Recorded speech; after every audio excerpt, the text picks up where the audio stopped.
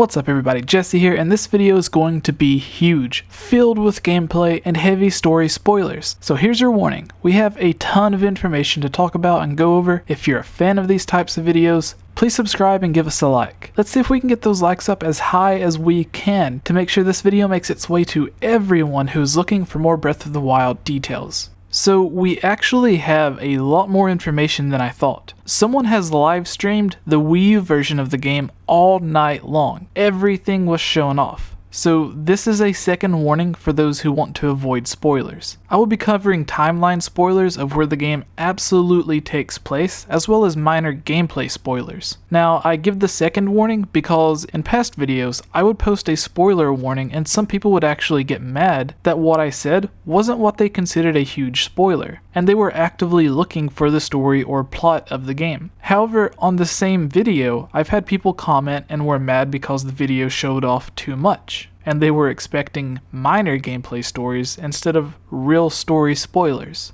So, as the term spoiler is mostly relative, and a lot of people don't have the same definition of what a spoiler is, I will try to keep the timeline and huge spoilers toward the end of the video. I'll be talking about where certain locations are, how to get certain items, new gameplay mechanics, weapons, how to get the Master Sword, timeline placement, and more. As I said, the timeline placement will be toward the end. But first, we will talk about how to get certain items and where places are located. This was originally planned to be the last in a 3-part series, but as the game was live streamed, a lot more information was uncovered than just what the people who received review copies were able to show off. I don't have video of everything, but I do have screenshots of most of these. So while I'm talking about something, you may see random gameplay or just screenshots. Remember to please subscribe and like, as I will be covering more news as soon as I can. And again, I have a lot more to reveal, so keep an eye out for the next video. And with all of that out of the way, let's get started. When asked about Link's green tunic in the game, Nintendo always jokingly replied that they can't say whether or not the traditional green tunic was actually in the game. They would just say yes, that Link does wear green in the game. Until just a week or two ago, when Aonuma revealed in an interview that yes, Link's iconic green tunic would be in the game. But we'll get to that in just a minute.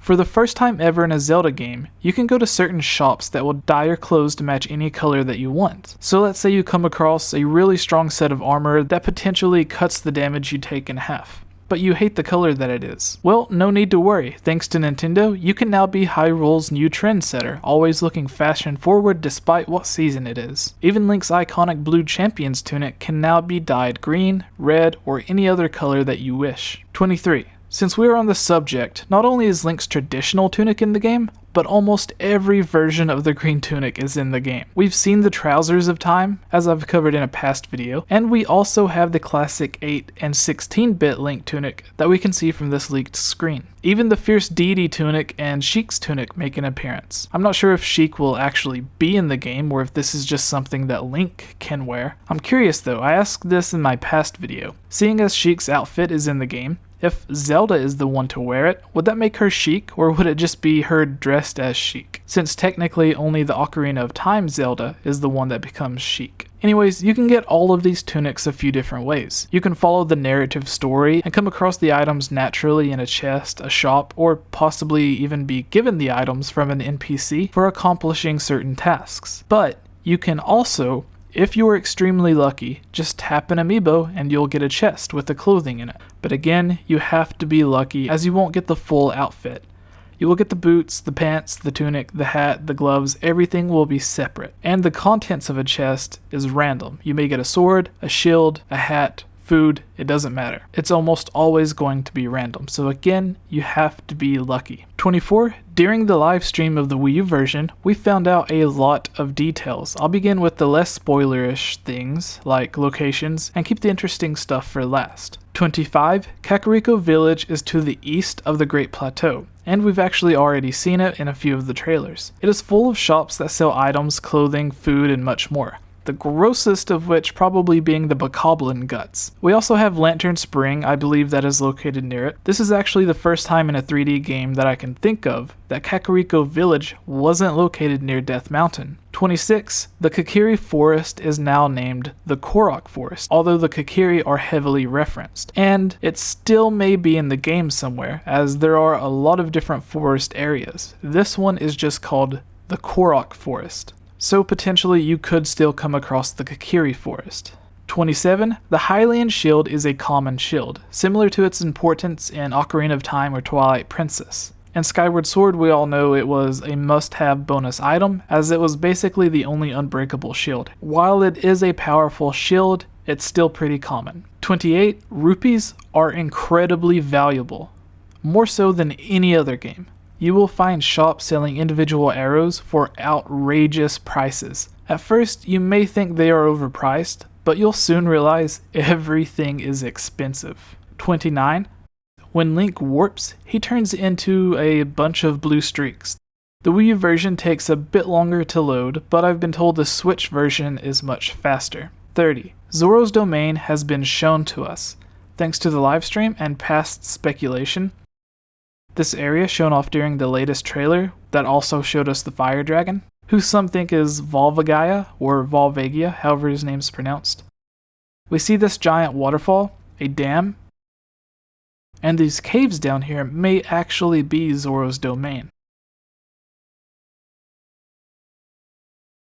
31. This is a bit more of a spoiler. From what I've seen, you can make your way to the Master Sword at the beginning of the game. However, you need at least 8 hearts to pull it out. The streamer tried tricking the system by cooking food that would give him 8 or more temporary hearts, although he wasn't successful. So you will need to complete at least 20 shrines to get 8 hearts or more. 32. The Sheikah Slate can be damaged and memory can be lost. 33. You not only have fire, ice, bomb, and energy arrows, you also have light, or what the game calls shock arrows. 34. You can get melee weapons with elemental damage as well, like this lightning sword. 35. As I said in my last video about how to get energy arrows, you can also have energy swords, shields, and basically every other type of item or weapon. Here we see it's called a guardian sword and a guardian shield. 36. Before you can actually pull the Master Sword, you must prove yourself to the Deku Tree and the Koroks. You do this by conquering a shrine at the top of the Deku Tree. 37. While every shrine we've seen so far is full of puzzle challenges, other shrines, like this one, are tests of strength. It is literally called a minor test of strength where you fight a small guardian. 38. Some guardians, like this one, has a blue energy sword as well as a blue energy shield. They can have any variant of this, attacking with 2 swords, 2 shields, lasers, 1 sword, 1 shield. As I said, many different variants. You defeat this specific guardian by hiding behind a pillar. He will charge at you and stun himself by hitting the pillar. Then you attack while they are dazed, making this advanced robot a bit stupider than you would think. 39. Koholint Island from Link's Awakening is a real location in Breath of the Wild. We know that game takes place inside a dream. However, not all of it was a dream, as it seems the island itself is at least a real location. 40. This is a third spoiler warning for the timeline placement. Located in the desert to the west is Arbiter's Grounds.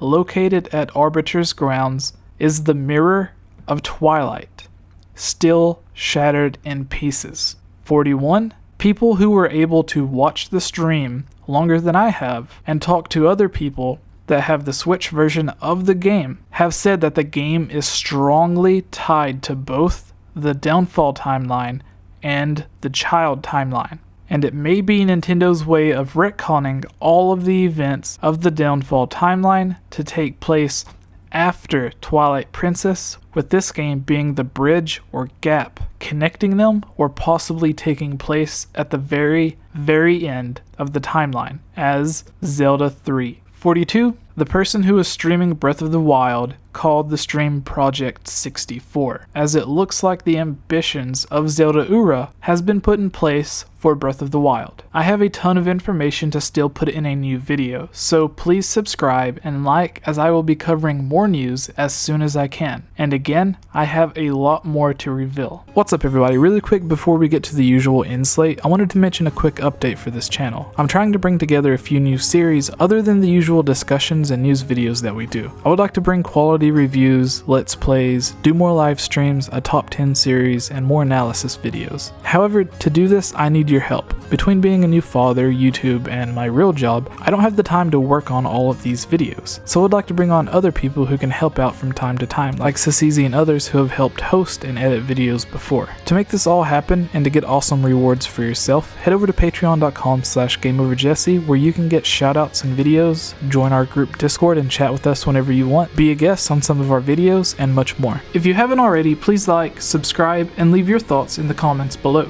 I would like to give a huge thank you to this month's Patreons for their support: George Martinez, Glenn Cassio, Hinhu Tienin, Lunarium, Magic Tech Review, The Itch Network, and Harris Priest. Thank you all for everything, and it's because of your support that I'm able to find the time to do these videos. If you would also like to support this channel, head over to patreon.com/GameOverJesse, where you can find all kinds of great rewards, like joining on a video, being added onto our Discord chat, having your discussion or topic featured on one of our videos, and much more, including having your own custom artwork similar to my own, drawn of you in any anime or video game style you would like. Finally, I would like to give a huge thank you to Gnomo Designs and CS Guitar 89 for providing the music and artwork for this channel.